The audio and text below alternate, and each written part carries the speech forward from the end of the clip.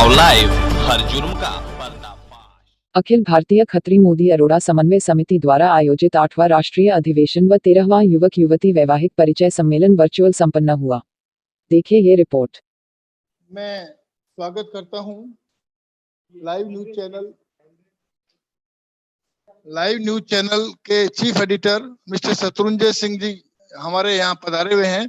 मैं उनका स्वागत करता हूं और वो इस संस्था के बारे में कुछ दो बात हमसे पूछना चाह रहे हैं, तो मैं उनका स्वागत करता हूं। He is welcome. मैं उनके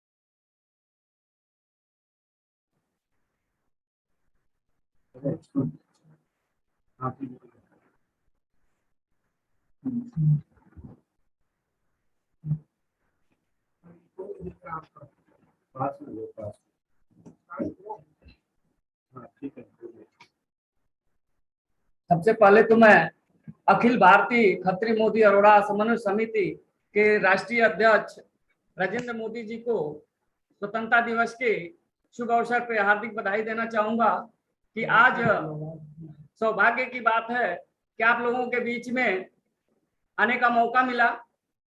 तो मैं अखिल भारतीय खत्री अरोड़ा समन्वय के राष्ट्रीय अध्यक्ष जी से मैं कुछ प्रश्न करना चाहूंगा। अध्यक्ष जी, ये बताइए आपकी संस्था की स्थापना कब और कहां से हुई? हमारी संस्था की स्थापना 2008 में शुरू हुई और बीकानेर से शुरू हुई। हम लोग बीकानेर शहर से बिलोंग करते थे और हम बीकानेर से ये संस्था की शुरुआत हुई, जिसमें शुरुआत में मुश्किल से 10-15 लोग जुड़े थे। आज हम लोग 25,000 से भी ऊपर तक इस संस्था से लोग जुड़े हुए हैं। अब तक आपने कितने अधिवेशन व परिचय सम्मेलन किया है? अभी तक हमने 7 अधिवेशन किए हैं और 12 परिचय सम्मेलन किए हैं।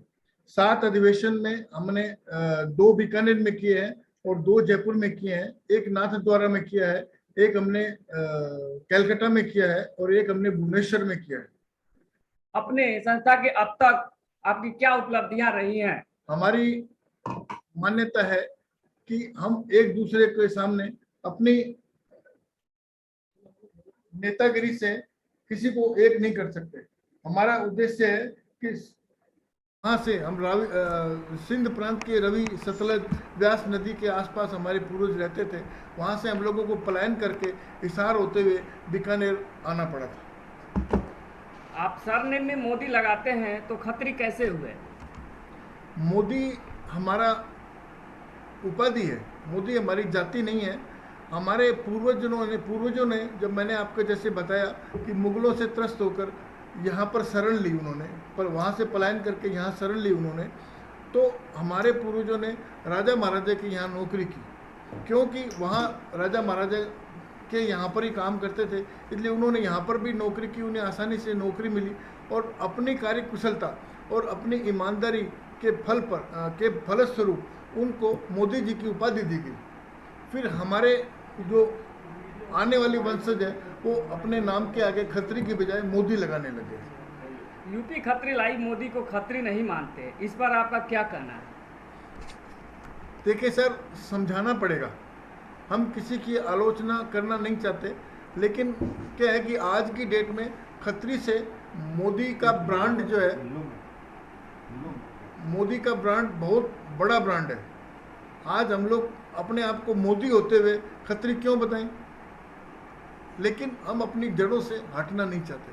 हम खत्री हैं तो खत्री हैं, कोई माने या नहीं माने इससे हमें कोई फर्क नहीं पड़ता। लेकिन आज की डेट में ऐसे खत्री जो मोदी लिखते हैं, यहाँ केवल राजस्थान में बीकानेर डिवीजन, गंगानगर डिवीजन, आपका जयपुर डिवीजन में 1 लाख से ज़्यादा लोग हैं जो खत्री हैं लेकिन मोदी लिखते हैं। अब कोई नहीं माने तो वो तो उनकी इच्छा है। कोई व्यक्तिगत बैठ के बात करे तो हम उनको समझा सकते हैं, बाकी घर घर जाके किसी को समझाया नहीं जा सकता। इसका मतलब तो प्रधानमंत्री भी खत्री हैं। प्रधानमंत्री 101% खत्री है, मैं आपको बताऊं, और वो ना माने तो ना माने, लेकिन हकीकत बात ये है कि वो खत्री है। अब मैं आपको उनकी हिस्ट्री बता देता हूँ। वो जड़ों से खत्री है। हमने जो हमारे पूर्वजों से सुना है कि मुगलों द्वारा सताए जाने से पलायन कर उनके परदादा नरेंद्र भाई मोदी के परदादा माधवदास जी खत्री सहपरिवार भुज आए थे, जहां उन्होंने भुज के महाराजा के यहाँ नौकरी की थी, जिनकी कर्तव्य निष्ठा और ईमानदारी स्वरूप उन्हें भी राजघराने से मोदी जी की उपाधि प्रदान कर सम्मानित किया गया था। ये हमारे पूर्वजों को उनके पूर्वजों ने बताया हुआ है, मैं कोई प्रमाण नहीं दे सकता, कोई माने तो माने नहीं। तभी से माधवदास जी खत्री व इनके वंशजों ने अपने नाम के सामने मोदी लिखना प्रारंभ किया। राजाओं का भी जब समय चला गया तो एक अंतराल के बाद इनके दादा मूलचंद मोदी ने अपने पुत्र दामोदर दास मोदी के साथ वडनगर आकर समाज के अन्य भाइयों के साथ घट्टी यानी तेल निकालने का काम किया। फलस्वरूप इन्हें वहाँ तेलिये खत्री के नाम से जाना जाने लगा, जिन्हें स्थानीय भाषा में यानी गुजरात में घांची भी कहा जाता है। मोदी जी सौभाग्य से जब गुजरात के मुख्यमंत्री बने तब इन्होंने मोदी जाति को फायदा दिलाने के लिए इस जाति को ओबीसी में वहाँ डाल दिया गुजरात में, जिससे कुछ लोग इन्हें SC/ST भी बताने लगे। लेकिन नरेंद्र भाई मोदी मूल रूप से खत्री ही हैं। हम सूर्यवंशी भगवान राम के वंशज हैं। राज करना हमारा जन्मसिद्ध अधिकार है। मेरी तो ये भी मान्यता है कि जो राज करता है वह खत्री ही है, भले ही वह स्वयं ना माने। I mean, नरेंद्र भाई मोदी खत्री हैं, हम मानते हैं। बहुत बहुत धन्यवाद कि आपने इतना समय दिया। Thank you sir.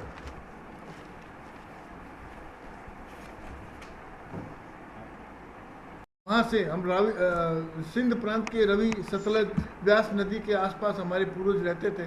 वहाँ से हम लोगों को पलायन करके हिसार होते हुए बीकानेर आना पड़ा था। आप सरनेम में मोदी लगाते हैं तो खत्री कैसे हुए?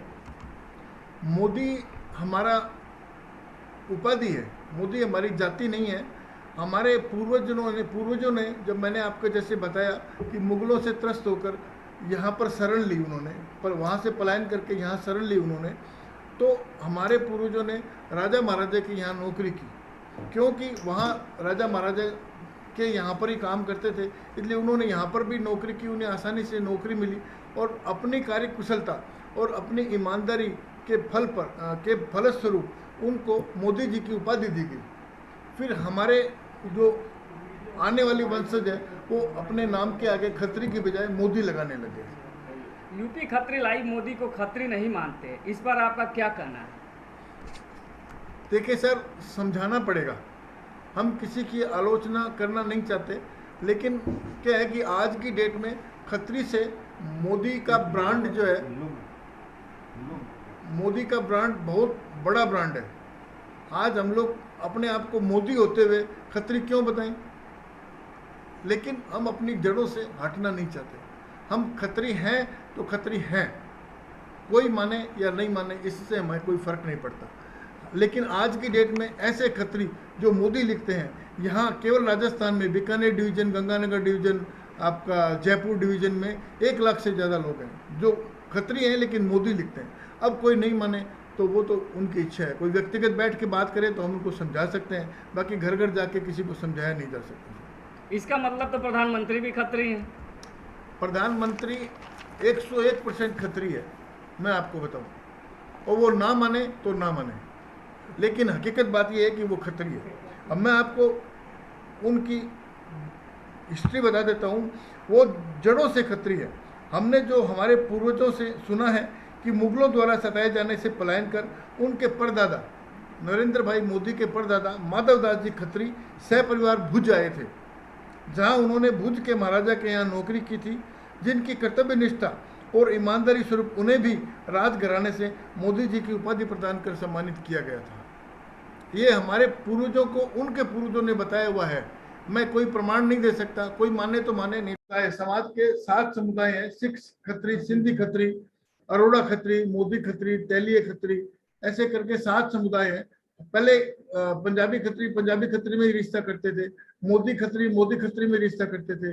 इसी तरह ब्रह्म खत्री में रिश्ता करते थे। लेकिन हमने ये परंपरा को तोड़कर एक नई परंपरा का शुरुआत किया। ब्रह्म खत्री परिवार अब मोदी खत्री से रिश्ता करते हैं, अरोड़ा खत्री मोदी खत्री से रिश्ता करते हैं, मोदी खत्री पंजाबी खत्रियों से रिश्ता करते हैं।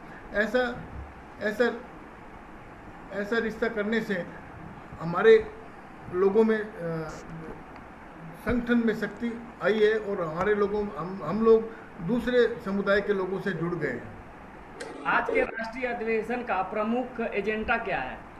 आज के राष्ट्रीय अधिवेशन का प्रमुख एजेंडा ये है कि हमें संख्या बल दिखाना पड़ेगा। हम लोग 20 करोड़ से ऊपर हैं, लेकिन हमारे अंदर एकता नहीं है, हम संगठित नहीं हैं। इसलिए हमें कोई उसका फ़ायदा नहीं मिलता, सरकार से हमें कोई बेनिफिट नहीं मिलता। इसलिए हमारा उद्देश्य है कि हम लोगों को ये समझाएं कि हमें संगठित होने की आवश्यकता क्यों है और वो हम संगठित कैसे हो सकते हैं। ये दो उद्देश्य है। इस पर मैंने भी अपने विचार रखे हैं और भी समाज के बड़ी बड़ी हस्तियां अपने अपने विचार रख रही है। ऐसे अधिवेशन से आपको क्या लाभ मिलने की संभावना है? देखिए सर, मेरा ये विचार है कि मेरी जेब में 1 रुपए का एक सिक्का है, मान लीजिए, और आपके जेब में भी 1 रुपए का सिक्का है। उस सिक्के को बदल लेते हैं तो परिणाम तो कुछ नहीं आएगा। आपके जेब में भी वही 1 रुपए का सिक्का रहेगा, मेरी जेब में भी 1 रुपए का सिक्का रहेगा। लेकिन